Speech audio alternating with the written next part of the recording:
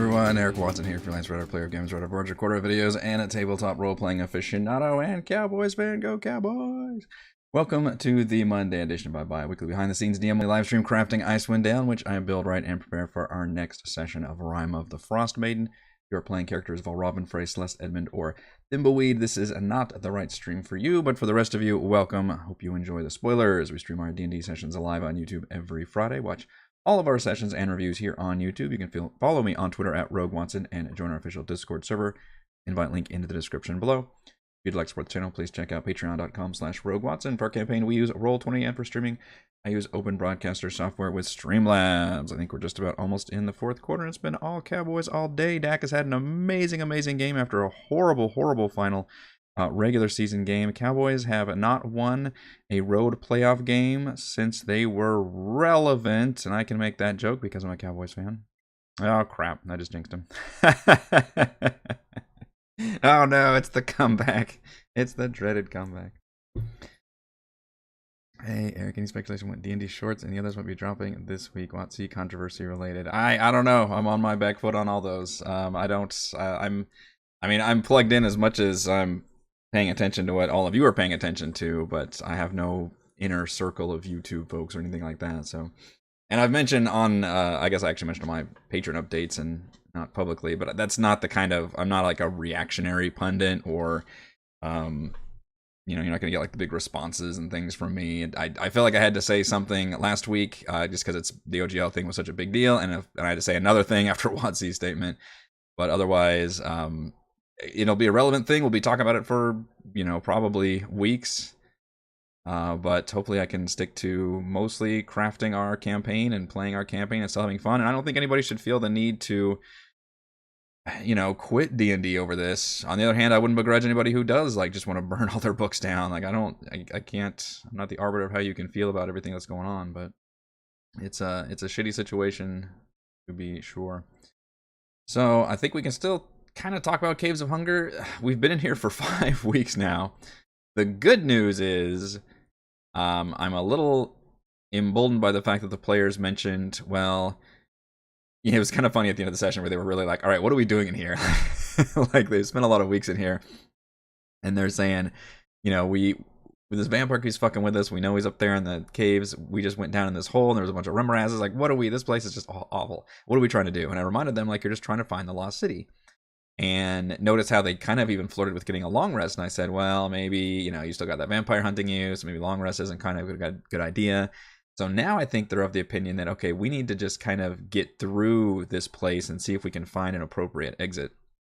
And I think that's good news because they do have a good avenue for doing that, which is this lower right path. I'm trying to zoom out so we can see it.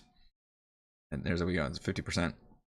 So thankfully we do have one path. I actually do like the way this dungeon's designed, even though it is very large and very labyrinthine, but it's got a lot of paths, which I think is very rewarding for players and really helps take off that exploration box, because it's like the opposite of travel where they're just reacting to things as I tell them. Instead, they get to make the choices about where to go and in what order and all that stuff. In this case, they spent a whole session basically just figuring out, oh, if we slide down this ice slide, we'd fight a bunch of rimrazes. That's not cool. Which is fair. So unfortunately, I'm probably not going to get my big rimraz boss fight. I will say I'd be more upset about this if I hadn't used them before, but I did. I actually did use a rimraz boss fight earlier in this adventure that would be very similar to this one, and I was worried when I ran that one that I would be repeating myself with this one, and even though I wanted to use this one too. So I'm actually, I mean, it's a little bummed because I like big boss fights, and I cannot lie, but I think in this case, I'm okay with it. And the whole vampire thing, you know, I did have all that prepped and planned up there, but it's, as the players are surmising, it would be kind of a slog of a lot of different fights.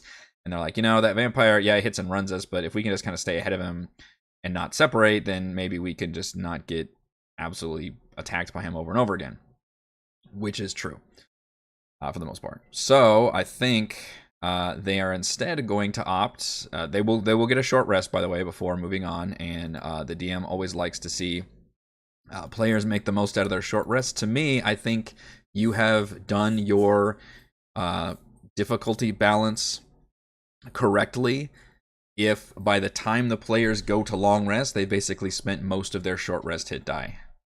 I mean, maybe that's not true of like the lowest. Well, I don't know, because you've got less hit dice to roll. But to me, that feels like it's pretty well balanced. If they're long resting and they still have a lot of their hit dice left, That means I don't think they've been challenged very much in that adventuring day. Or maybe they just kicked ass that adventuring day. That's totally possible. Thimbleweed is, I mean, and they, yeah, he's actually got a lot, but he's about to spend a bunch because he's got, you know, like 80 hit points he's missing. I'm trying to look around and see. Frey, weirdly, you know, she didn't take any damage that fight, so she's actually going to be good to go. Celeste will probably spend some. Where's she at right now? Oh, I think that's some math error there. Did she ever deduct those 15 temporary hit points? She could definitely spend some, so everybody except, I think, Edmund weirdly never got hit, and then Frey is going to spend a lot of hit dice in order to get back to 100%, and then they have been spending a lot of spell slots, but I think we might be able to get through this whole dungeon on a single long rest, which would, I feel, really good, I think, to me, even though I wasn't sure we'd be able to do that. It really depended on how many battles they were going to have. I mean, if they had to fight that Remoraz fight, like, and maybe the vampire fight as well, like, that's, I think you're definitely looking at long resting. But now that we're not going to do that, now that we can short rest here, get everybody back up to full, and be very depleted on hit dice, we can just do this right side of the map.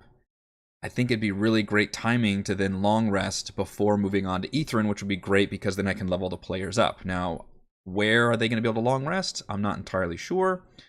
Perhaps we can work something out with the Dryad, but we really need to refamiliarize ourselves with the right side of the map and then the lower right side, because I think that's where the players are going next. Before, I always thought I had a buffer of a big battle, and now I don't think I have that anymore. Now I think the big battle was the one we just had, right? Which I enjoyed it. It was really fun. It was a unique circumstance. Had a lot of cool stuff happening, and it was a lot of stuff that I didn't prepare for, which is, you know, part of the fun of D&D.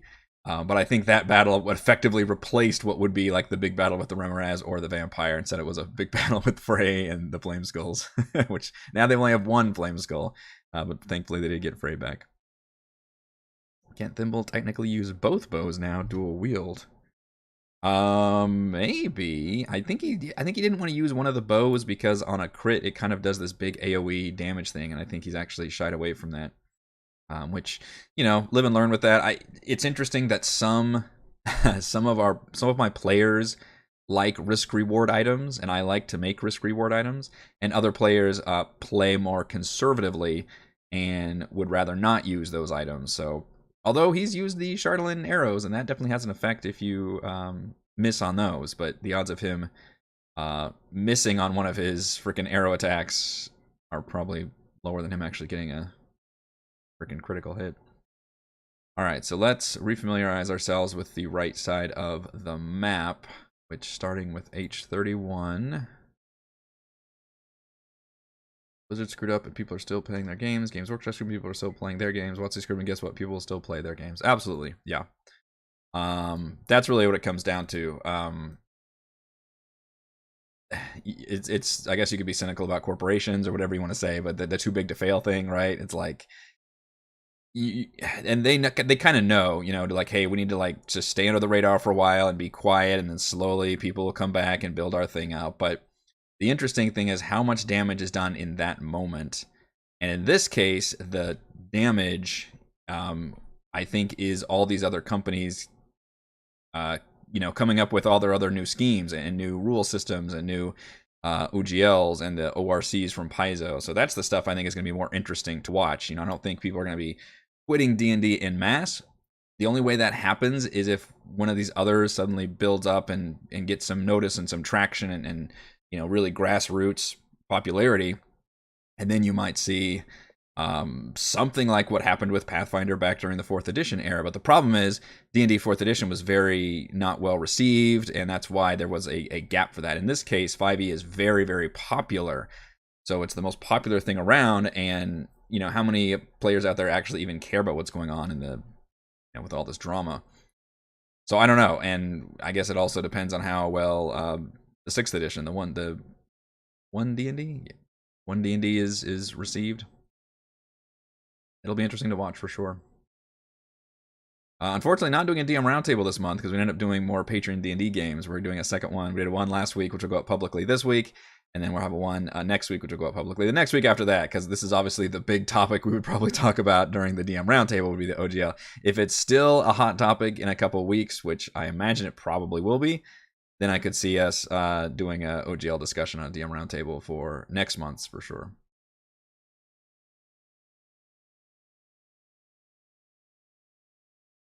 A thing in the ice. Okay, so last time we put this as a door. However, I think I need to mark it as a secret door. They don't see it.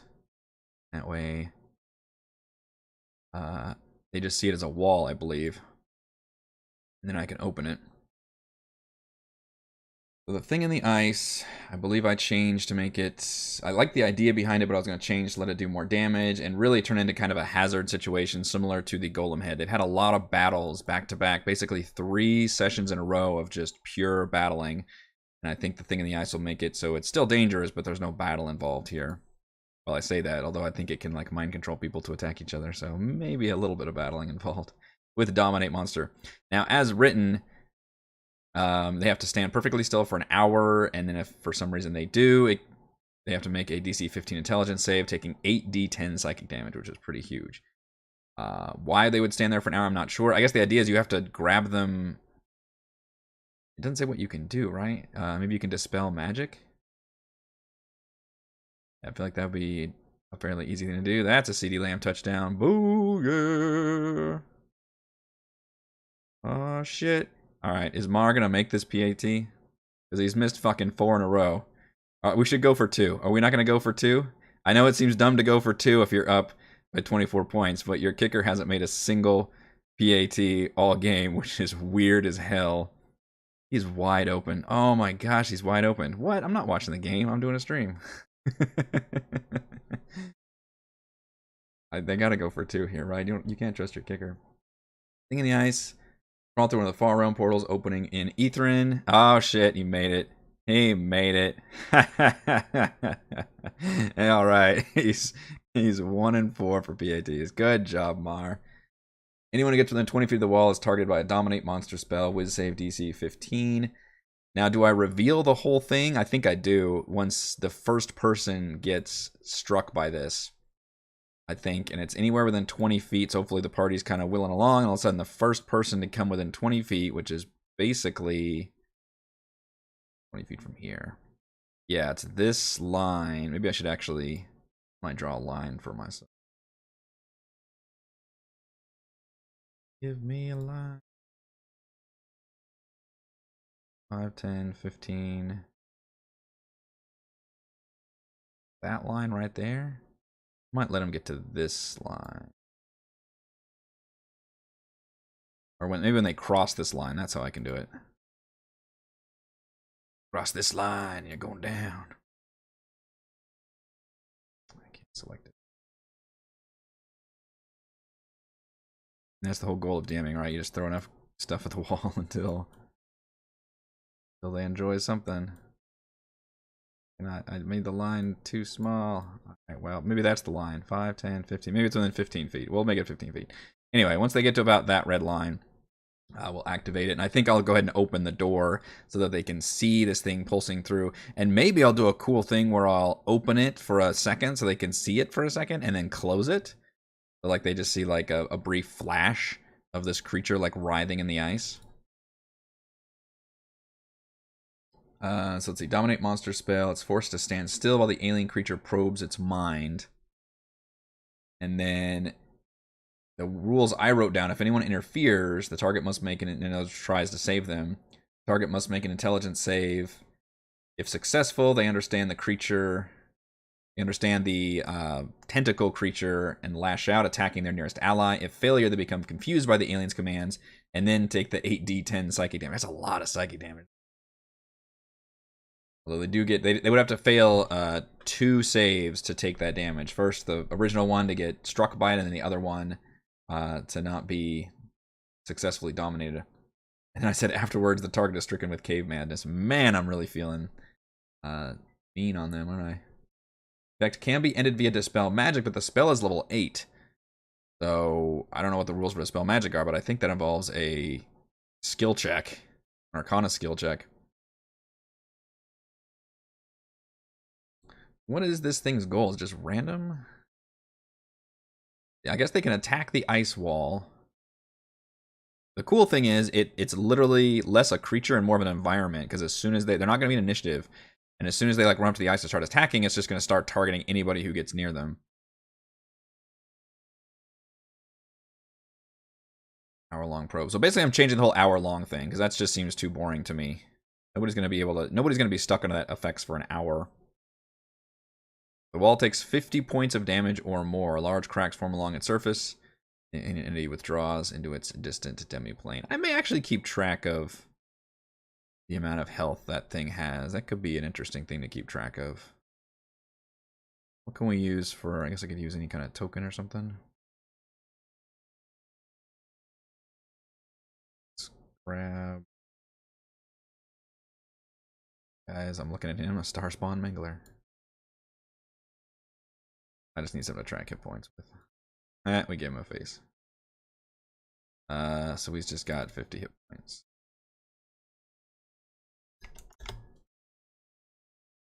Alright. That's just how I can track the ice wall, I guess. 13 vulnerability fire damage, immune to cold, poison, psychic. Okay, so that's kind of how you free it, and the dominate monster spell ends. So really, you can either try to cure the folks that are controlled by it, but otherwise they'll basically be controlled by it the whole time. Maybe I should put people in initiative now that I think about it, because otherwise, how do you rule, like, because I just said if anybody interferes, then the other person gets to make the save, but then are they still dominated? So, like, in terms of the turns happening.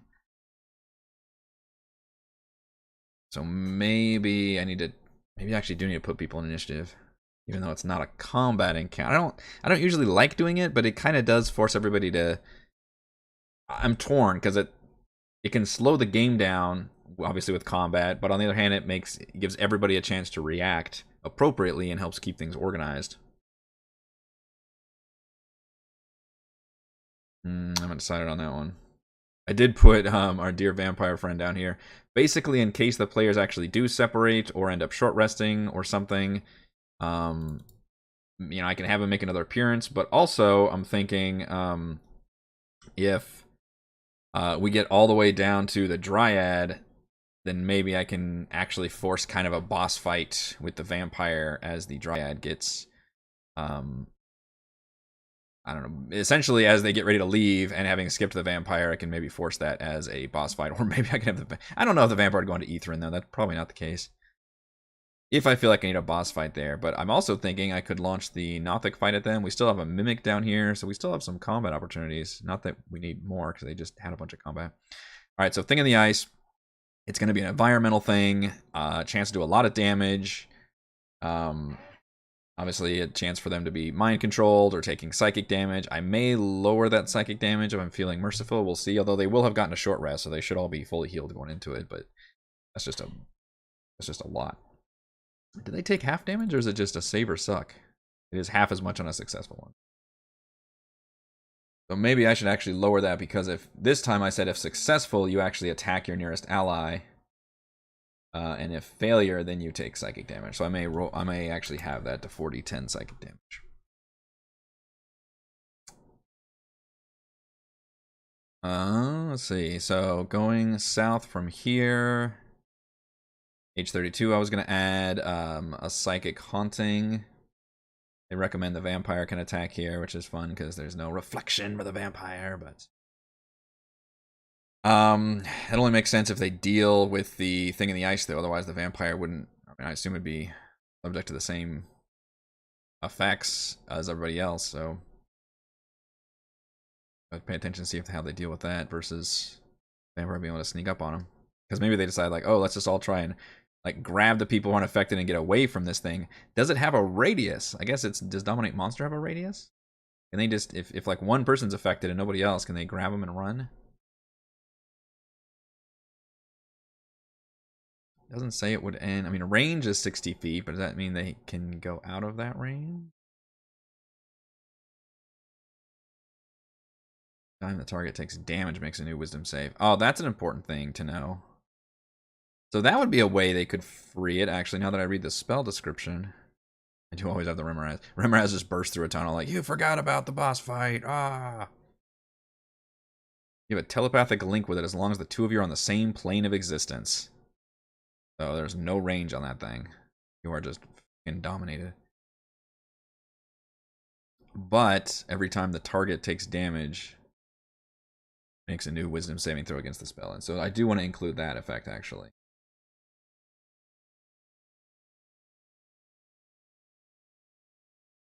Okay, so maybe...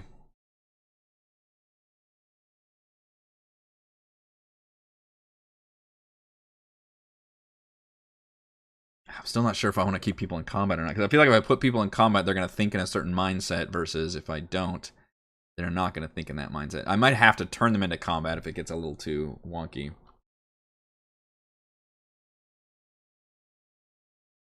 Anyone interferes, but then if they do...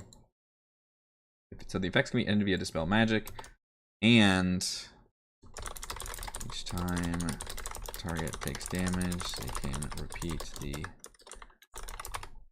Wisdom save. Also ends it. So that's actually two ways you can free people. You can actually just attack your teammates, which we just went through that. Or you can use Dispel Magic. But in the meantime, that teammate is going to be stricken with having to make an intelligence save to either attack their teammates or just take psychic damage. And I'll just have to kind of... I'd like to keep them out of combat while also trying to keep track of, like, okay, how many things can they do versus how many times does the player have to then make another intelligence save as the monster keeps controlling them. And keep in mind, multiple people could be affected by this. I could have, you know, multiple people. It'll be really interesting to see if they have one person scout ahead. This thing automatically detects people. Any creature comes within 20 feet of the wall. It doesn't even matter. Okay, so presumably, even how much stealth, maybe it just detects thoughts. That could be a good excuse, because, you know, you're gonna have somebody like Thimbleweed with his like 30-some stealth check, probably stealthing in there. But I think this thing doesn't give a shit. I think it would just be purely like detecting the thoughts of that creature, so it would still be able to lock somebody down. In which case, that would be a good warning that he just gets locked down that way, and then maybe all the players have to come rescue him and see what's up, and they're still not sure, and then somebody maybe walks up to him and touches him, and then that person has to make the save, and then they realize, okay, shit. Because if Thimbleweed fails it, you know, I can literally do this to show it. Let me make sure this is working, actually. Actually, let's drag Tikalele. We're gonna take you, we're gonna give you vision. Got night vision, excellent. Alright, so right now this is what they see. I think they don't see this door icon here, but I can describe this as just a wall of ice. What it is. Then, if I click open, they don't see this. This is just the GM layer for me. They see everything. They see this whole fucking thing filled with this icy creature coming through. I should really move this because it's kind of distracting me. There we go. And then what I'd like to do is show that for a brief moment, and then literally close it again. Like, I think that'd be pretty cool. Hopefully I can pull that off in Roll20. I usually don't do that kind of thing. One PC avoided going mad the whole campaign and kind of the thing in the ice, making the party nice and uniform. That is fair. Everyone goes mad in the end. Grab a cleric, they control the vamp, missing the crafting. Yeah, I think I'm gonna drop the drow. At this point, I mean, I've done everything else in this dungeon, and the drow are just in the lower left corner, so the odds of the players ever meeting them are very slim, and especially after what happened in last night's, where they were literally like, hey, where is this city? Like, we need to get through here. We're gonna avoid the Remorazes. We're gonna try to just avoid the vampire. Let's go down this path and see where that leads us. So given that much, and the fact that they will eventually run into the Dryad, who can then confirm the fact that Ithrin is this direction, leads me to think that maybe I won't even have her mention the drow, and I might just, you know, I guess it depends on the player. Like, if they wanted to, they really could go over there, but like, that is going to be the end game right there. That is the goal. You know what I should do on this map?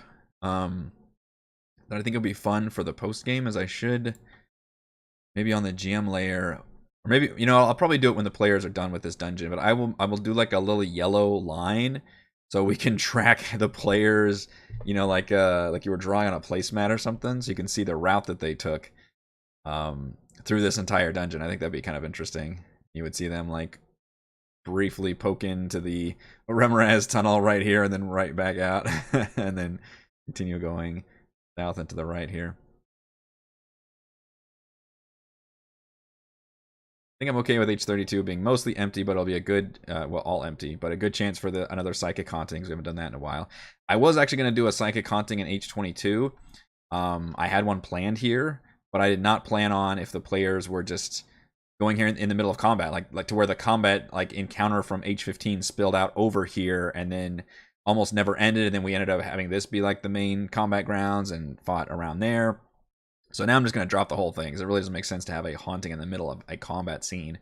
So I'm actually going to skip that one entirely, which means we haven't done one for a while. The last time I did one was with Thimbleweed when he was exploring before the Shadow fight like 3 sessions ago in H12. So definitely do a Psychic Haunting in H32. And that's a chance for everybody to make the wisdom saves or get struck with the Ave Madness, which blinded Valravn earlier, but he was able to get cured, and thus far nobody has been terribly stricken by that stuff.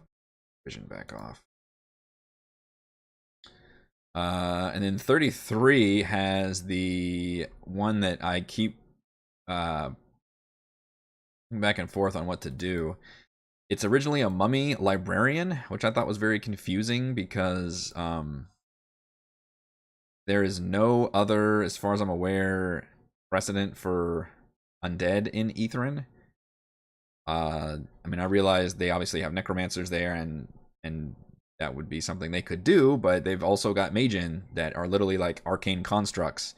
Why would you bother using, you know, supposedly smelly, nasty undead when you've got these arcane constructs that you can use that are humanoid? So I thought that was kind of weird. So I thought maybe you could replace that with a Magen, which would be a lot more interesting and be able to tease like a unique creature that is only in Aetherin. And I would actually not even have it on the map originally, which is why it's currently literally back in the wall, and just describe it. And then if the players wanted to free this thing, which I think it's like tapping on the ice or something, and it's supposed to be all kind of a creepy, like, you know, frozen thing, and they're like, wait, what's going on here? And they're just very confused on what's going on. If they free that thing, because players would, because they're very curious, then it would just very slowly make its way to Aetherin, and they can basically follow it, and it wouldn't really answer any questions. And in fact, if they try to stop it, it would basically turn hostile on them, and they would still not get any answers, and it would all be very confusing. There's no explanation for why it carries this golden mask of a Netherese art object worth 750 gold. My cynical explanation is the fact that that's how you get the players interested in this whole event. But I don't know, like, story-wise, why a fucking librarian would be wearing this. This librarian mummy would be wearing this golden mask. So I don't know if I can change that into something else, or just leave it there, or just I think it'd just be. I'm tempted to skip the mask thing entirely and just have it be this humanoid, this oddly blue-skinned humanoid stuck in the ice who's kind of like tapping slightly so they know it's alive, I think. Is that the idea? Let's see. 30. A sudden tapping draws your attention to the west wall within, which is trapped a black-robed figure with a golden visage. So I could change the description slightly. No way to free itself from the ice. Created by Netherese priest to serve as a lore keeper in Aetherin. Yeah, and if it is released, it makes its way to H39, and from there to the library in Aetherin. Down there. Which there's no enemies on the way, but there's the Dryad. Nor is the character unless they interfere with it. The mask is dress code. Man, that's a hoity-toity library then. Jeez. I guess, well, the funny thing is the mask is worth this much to us. I mean, just because it's ancient. Maybe not have been that much. The library in Aetherin employed mummies and golden masks and bookkeepers and other menial tasks. Yeah, that's... What a strange place, but I guess who are we to comment on their culture from 2,000 years ago, I suppose. But I think it's interesting enough just to have a Magen in there, and I believe I switched it to one of the more interesting ones, a Hypnos Magen. I really like the idea that it's got the suggestion spell. based on the fact that it can do the librarian like shushing thing, and that would be its like flavor for casting suggestion on somebody to where it's like you can't speak for however long suggestion lasts. I think it's like 8 hours while they can maintain concentration.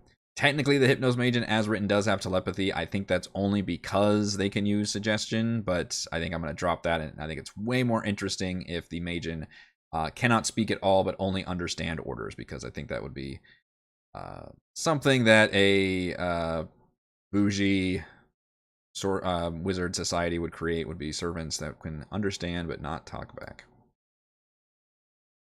But hopefully they'll be interested enough just by having a trapped creature in there. I don't think I have to necessarily give it a golden mask. Campaign go on hiatus for a bit, or have I been missing the uploads? We just returned. Yeah. We did take a brief break over the holidays. We did a one-shot Halloween special with some patrons, which was fun. And then we did like 1 week off, and I think we came back last 2 weeks ago, I guess, right? Did we come back the 6th? I don't even remember now. You know, I totally missed the fact that last Friday was Friday the 13th. Also, like, we didn't do anything. We didn't even comment on it. Just didn't even... I realized at the time and then just forgot about it, so... How fun. I don't know if anybody cares about Friday the 13th anymore. Let's see, H34, I put a bunch of Chardalyn in there. It's another chance for Edmund to grab some raw Chardalyn so he can craft. So it's just kind of an empty room with some basic crafting loot, which that's something D&D could do better. Or another system that's spinning off of D&D is some kind of rewarding crafting system. I know that Xanathar's did some stuff, which is good, but, you know, give me some more, like, easy, like, video game-ass crafting stuff. Like, hey, with this, this, and this, you can craft a +1 arrow or something, and I don't know, instead of using like weeks of downtime or something. Like, none of that appeals to me. Like, give me something like cool the players can do like during the session itself, even if it's a bit of, you know, magic mumbo jumbo that I think it could still be rewarding. And what it does is it opens up the playing field for the DM, and video games do this very cleverly is by giving out loot that's not just, you know, good magic loot or coins, but crafting materials that players can get excited about and say, oh, cool, I can use this to, you know, put in my pile and craft this other thing that I'm working on. Honestly, I'm a fan of the crafting systems when done well in any game, and I haven't really found a good one for necessarily for D&D, which is why I had to make one for the Chardalyn crafting, which I think that player has really responded well to it and enjoyed doing it, even if he makes the same 2 things with it all the time. Maybe I should open up some more recipes, I guess. And then H35 has a spitting mimic, which is really just a big-ass powerful mimic, I think. And this one is fun because it repeats something they found earlier. There was that tablet they found, like, God, weeks ago when they first, like, 3rd session in this dungeon. And they were able to do the eye spell and use that to kind of tour around and look at different things. This is going to be almost the exact same looking thing. And I'm going to tease it like it's the same as it's a stone tablet. It looks like it's from, you know, Ithrin, or a stone cube, and when somebody goes up to, you know, touch it, you know, hopefully they'll have forgotten, like, to be careful about that stuff, then the mimic can attack, and it turns out it's a lot stronger than your average mimic. It's a spitting mimic. So that would be fun. Nice little combat encounter. Then we get complicated stuff. H36, which is the Dryad who actually knows stuff about Ithrin, which is kind of unique, and has kept her walled garden, or not walled garden, just her garden, her forests alive, I guess, because they are under magic enchantment, although she can't really leave. And then H39 is the path to Ithrin. So basically they've found the exit point. The Frozen Grove. Okay, it does say if the characters make it this far and haven't faced Tekalili, the Null Vampire confronts them here. Hopefully they've dealt with the thing in the ice. But yeah, I could turn, which is why if you notice I grabbed, in fact I can move him down. I grabbed him and some vampire spawn, because Lord knows I'm not going to do a boss fight without minions. Just in case they do make it all the way out here, I'm totally okay with them not facing the vampire in its lair and having to track him there, but I could force a proper boss fight down here if I really feel like they need one last hurrah. But maybe they don't. Maybe they've gone through a lot with the wall and the spitting mimic, and maybe they're just hitting every branch on the way down the tree that is this dungeon. to where a boss fight would just be a big slog. Plus, you have this final Nothic fight, which I'm thinking of making a little stronger thanks to the oh, why are people kneeling? Somebody get hurt? Damn it. Thanks to the Towers of Magic that I am almost finished converting on roll 20, and I forgot that there are some different Nothic stat blocks that I can use that Dan created for one of the towers. It's a really cool. There's a bunch of waves of attacks by Nothics, and I think I'm gonna use that here. I know I'd have the Remorazes, but I think the Remorazes, they're a family. They're fine in there. With your campaign wrapping up right around the corner in 20 to 40 sessions, right? What's the next campaign after that? Oh no, the questions are starting to come. The questions of the next thing. It's such a big deal, right? Because these campaigns take us 2 freaking years. This one will have taken us about 2 years, and Tomb took us 2 years. That's a big chunk of our lives. So it's not an easy decision that I make for sure. Something that I definitely have to consider for a long time.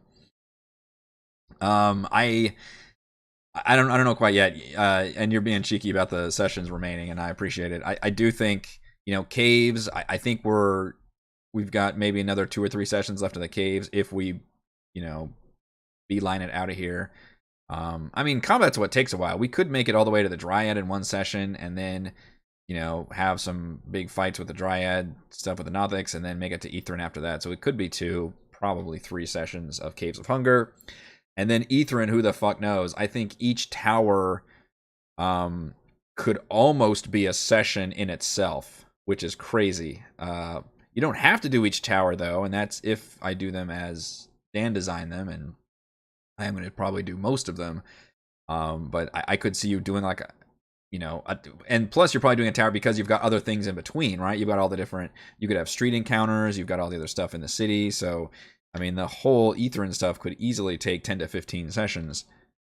So, yeah, we could, I think we're looking at minimum 20 sessions. So you're maybe not far off on that one, are you? We'll definitely be going into spring for sure. So I've got some time to figure that out. I will say, which is something I've been saying to patrons, that I really did like the Dragonlance campaign. My review is still forthcoming. I've just had back-to-back sponsored reviews to get out, and then all this OGL stuff hit, so it's been, man, somebody there pulling out the stretcher. Just the car. Damn. I guess it's a Buccaneer, because that's what it's changed. Oh, man. Sorry, I got right at the end of the game, too. That sucks. And you're down like 20 points, so anyway. So yeah, I don't I did really like the Dragonlance campaign quite a bit. I thought it's got the good maps. It's I can tease it right here. I even got the tab open. Ta-da! It's real good looking. It's real good. There you go. Get like a 10-second tease of Dragonlance on roll 20. I'm pretty positive about it. We have not, since we started doing 5e, we have not left the Forgotten Realms, except technically when Chris took everybody from the Forgotten Realms to go do his like upper tier campaign in some other realm type thing. So that was technically different, I guess. But when I've at least DM'd, I have not left. And we've kept our same kind of MCU style, like, everything we mentioned with their characters and all that. So we haven't done one that takes place in a completely different realm. So that could be an interesting change as well, with its own, set of, I guess they'd use all the same classes, but they would have their own races for sure. All right, what I wanted to do tonight also was implement these other Nothic. So I think in order to do that, and I kind of like what I did here. I gave him the Whisper of Paranoia, but I thought it might be interesting, instead of using the same basic Nothic for everything and just giving the new abilities, is using these other Nothic stat blocks that, again, are in the Expanded Towers of Magic. So we're going to duplicate this guy twice. I should still have the things in my art gallery, too. Oh my goodness, this dude must have gotten really badly hurt. They are still stopping. At least not as bad as R. That was crazy.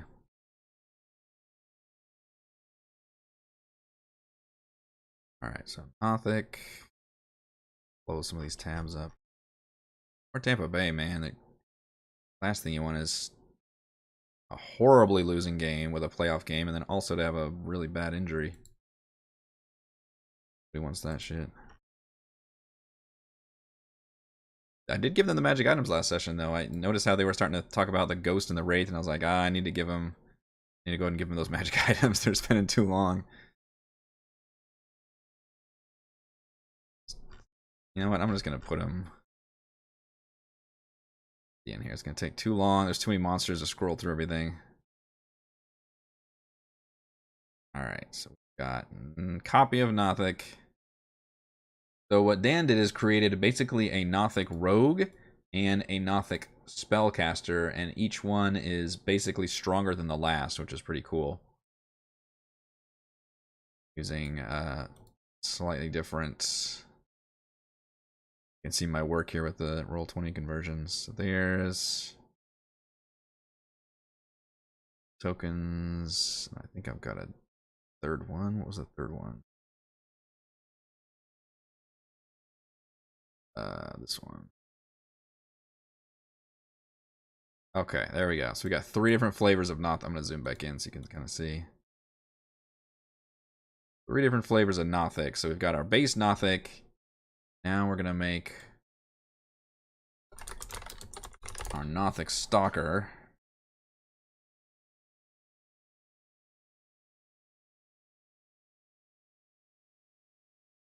Add it from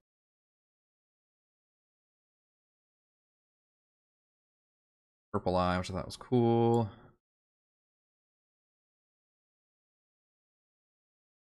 Here. Change you to be a Nothic Stalker.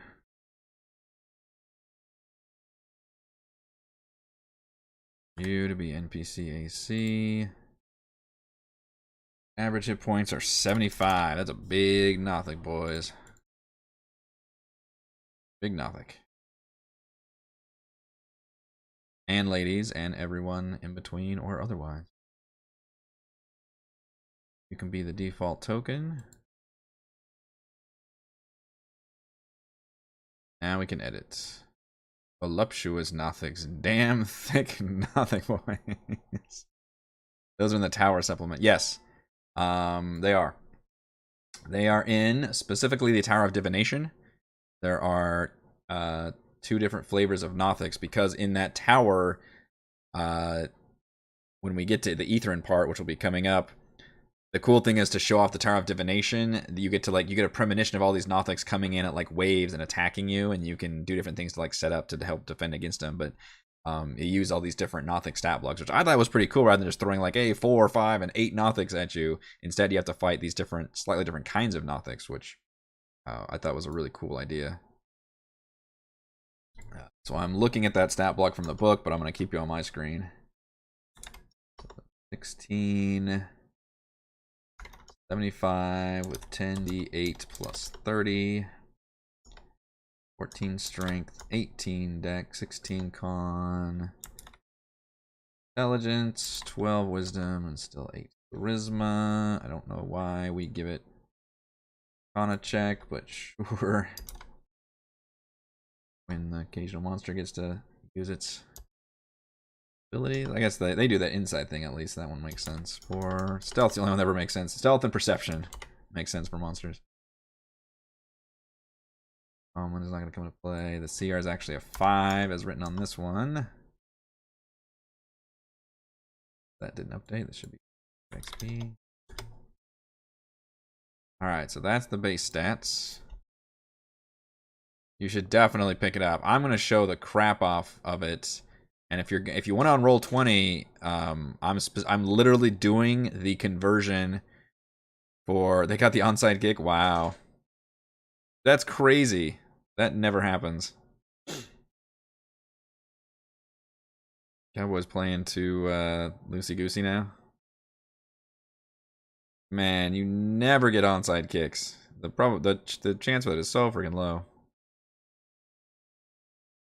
It doesn't really matter. I mean, they got still behind by so much, but geez. Yeah, he totally just fumbled that.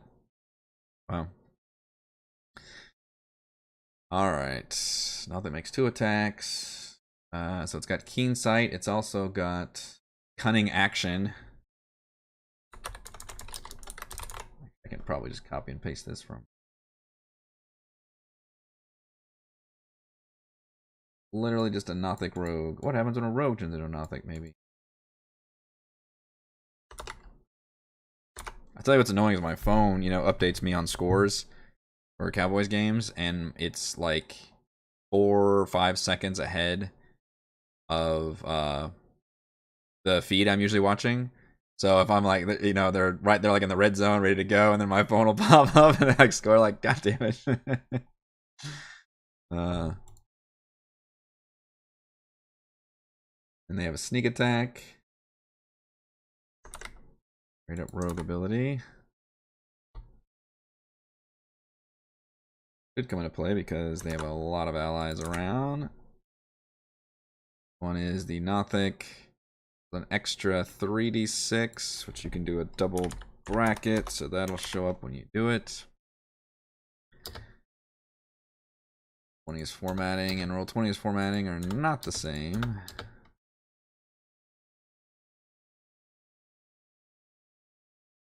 Right. There we go. Now, it goes up like that. They do an extra 3d6 damage when it hits a target with an attack that has advantage, or when it is within 5 feet of an ally. Basically, the exact same as Rogue.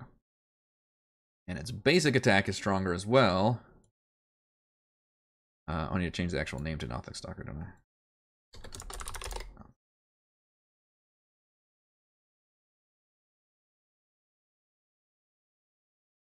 Oh, they have a 6 to hit. And it is a 1d6 plus 4, and they add 1d6 psychic damage. Hey, can I not spell psychic? Holy crap, with a P. There we go. So an average of 10 damage per attack, but they get to add an extra 3d6 once per turn with the sneak attack. I guess instead of a checkbox that players would have, I'll just have to click that sneak attack button. They still have Rotting Gaze. Although I'm tempted to change that to the Whispers of Paranoia that I added. They do have a cool upgrade to Weird Insight that I also liked. Because you think, why would they ever use Weird Insight in combat, It's an action. I don't know if this exactly solves that issue, but I think I still appreciate it. Let's see. The Nothic targets a creature you can see within 30 feet. Target must contest its deception check against the Nothic's insight check. If the Nothic wins, it magically learns one fact secret about the target. Target automatically wins if it's immune to being charmed. The Nothic uses this secret against the target, causing the target to gain vulnerability to psychic damage for as long as the target is within sight of the Nothic isn't incapacitated.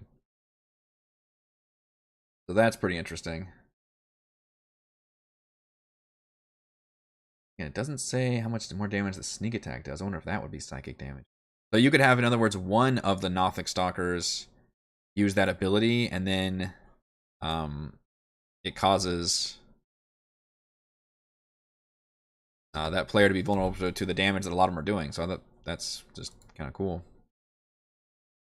Still not sure it's worth the action, but it's something different.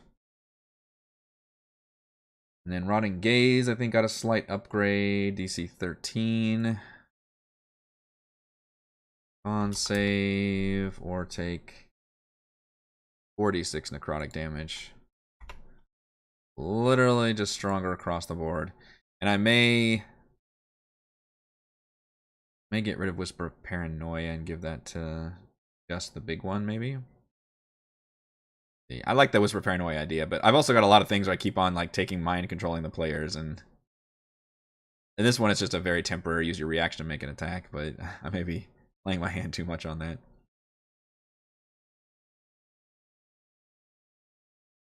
I'll leave it on there for now. Alright, so that's the Stalker. That's this bad boy. Then we've got the Preeminent.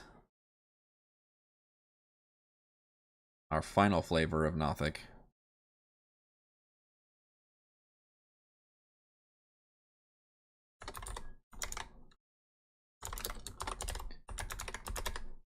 Preeminent. That's a cool ass name for a creature, especially a creepy psychic creature. This thing is a freaking beastie CR7. This is a damn boss.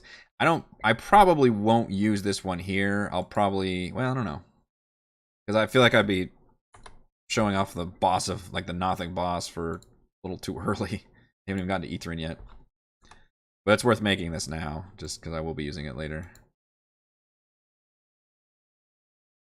Average hit point is 105.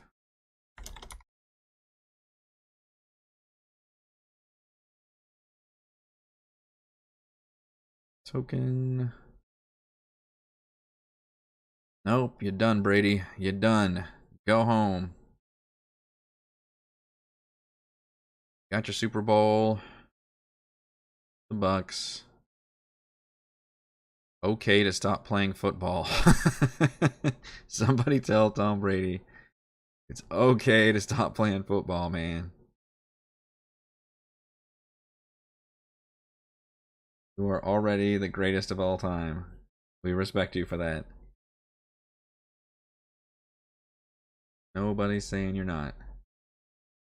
I am saying, holy crap, Cowboys played an amazing game tonight. Dak literally breaking records. Granted, it's probably not hard to do for Cowboys in the playoffs, but still. Freaking awesome. First road win in like 30 years. Playoff road win. 17 armor. Definitely escalating. 14d8 plus 42. 13 strength, 18 dex, 16 con, 18 intelligence. This is the crafty spellcastery one. Got some extra saves, plus 6 intelligence. Take that, Valravn. Plus 4 wisdom. Why do we care about the stats? I'm doing it anyway. Plus 7. Everything's just a plus 7. Perception, no, perception's a 4. Sight's a 7. Stealth is 7. True sight. They all have true sight, I guess. Yeah. 7. There we go. That one updated correctly. Preeminent. All right, and this one has a built-in blink. Cowboys versus Niners. I know, man. Niners are a good fucking team. Feel like they've beaten us a bunch of times in the playoffs too. D20 at the end of each of your turns, the duration on a roll of 11 or higher, you vanish from your current plane of existence and appear in the ethereal plane. At the start of your turn, and when the spell ends, you're in the ethereal plane, you return an unoccupied space of your choice. You see within 10 feet of the space you vanish from. So it literally has a trait where it has the blink spell built in, which is crazy. And what a cool way of representing this, like, creepy madness creature.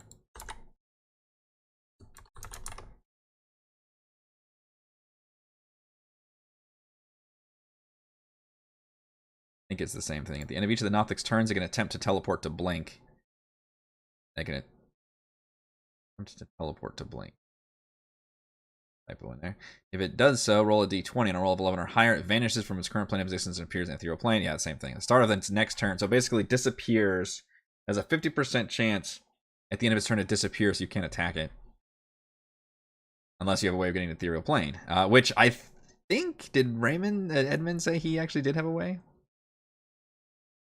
Start of its next turn, it returns to an unoccupied source space of its choice that it can see within 10 feet of the space where it vanished from. If no unoccupied space is available within that range, it appears in the nearest unoccupied space.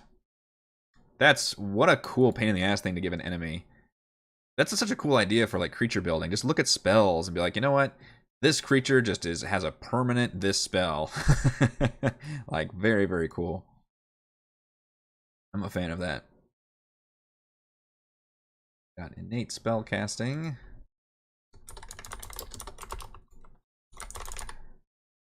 It can cast mainly hypnotic pattern. I don't see it casting any other spells. At will, detect magic, and true strike. Once per day, although counterspell. That's good. Counterspell and hypnotic pattern. Did I copy and paste the other one? I did. I'll have to give it. And this guy can actually use Weird Insight and make 2 claw attacks.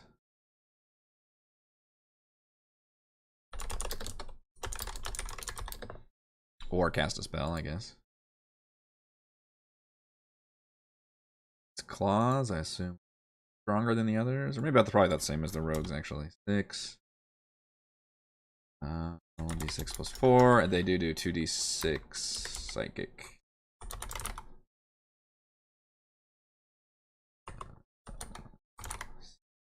Why am I having a problem spelling that? American Sniper, the main guy keeps going on deployments until he has to choose the military or his wife. In the Tom Brady movie, Brady chooses football over his wife. I don't I didn't watch the movie, but I remember I didn't read the book, but for some reason I remember when the book came out, I was on the press tour, and then I think it was not too long ago that dude got killed trying to help a friend with like PTSD at like a gun range. A really, really sad coda to his story. Chris Kyle, dude's name. 20-year Army retired vet. I would choose family. I mean, I think most of us would. I don't want to talk shit about Tom Brady because he deserves a lot of the praise and things that he gets, but I don't know, man. If I had a supermodel at the time, I don't think he has her anymore, but and I already had like half a dozen Super Bowl rings. Like, I don't know. At some point, enough's enough. But I don't know, man. Like that pro echelon of athlete, they're built differently. They're built differently. It's the same thing why they're like super injured and like they're like, oh, put me back in the field. Like I'm going back out there, and that's why you have to have other people that say like, no, this is not a good idea. He also does 46 narcotics. So far, all the main stuff is just slightly increased. I think Weird Insight is the same as the other one. Were you Nothic Stalker?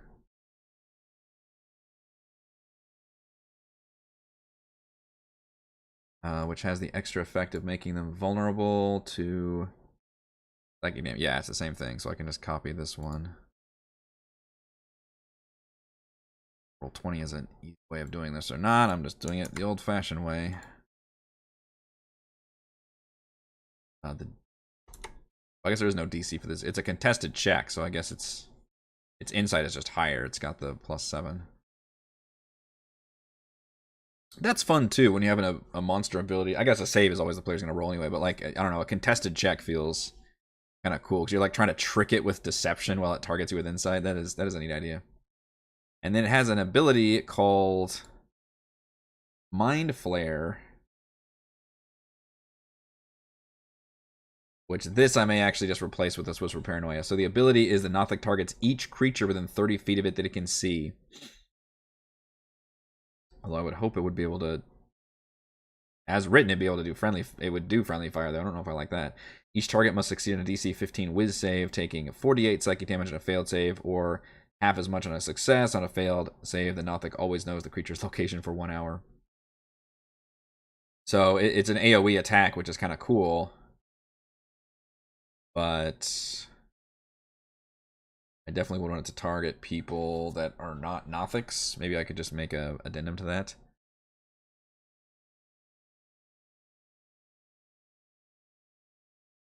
So the Nothic targets each non-Nothic creature, maybe. Wiz save. I do like the fact that it's got an AoE, though. Something that these creatures do lack. Each non-Nothic creature within 30 feet of it can see each creature. Wiz save.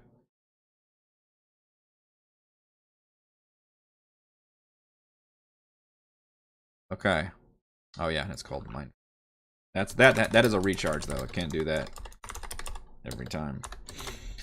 So I'll have to decide if I still want to use my Whisper of Paranoia or not that I borrowed from the Aleph.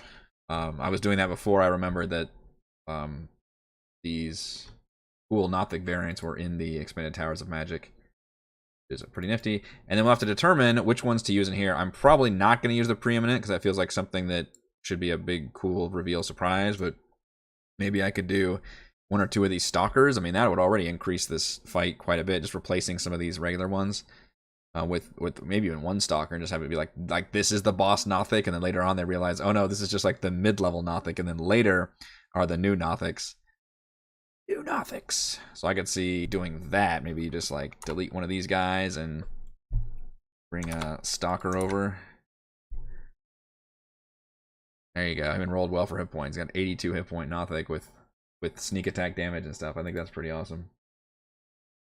So yeah, on Thursday I think we'll talk about specifically the Dryad stuff, since we've kind of wrapped up everything on the right side, and then we can try to get our ducks in a row for what may be the final area of the Caves of Hunger, as this will be an important social scene. It could be a battle with the Nothics, and it could be a boss fight with the vampires if we want it to. And also we have to discuss if the players win and how they can long rest, because surely I think the timing wise it'll be great if they can long rest having completed Caves of Hunger, but before moving on to Aetherin, and then of course at some point at Aetherin they're going to have to long rest as well. That's just freaking huge ass area, so we'll figure that out as well. But I think that is definitely going to do it for this week's Crafting Icewind Dale. If you enjoy the content, please do check out patreon.com/Rogue Watson. Shouts to Platinum patrons Joe, Will, Thomas, Stan, William, Brandon, Genocider, David, Eclectic, Roleplayer, Roll, Christopher, Brian, William, David, Corey, Koa1337, Matthew, Big Nut, John, Infernus, Chris, Scott, and Gene.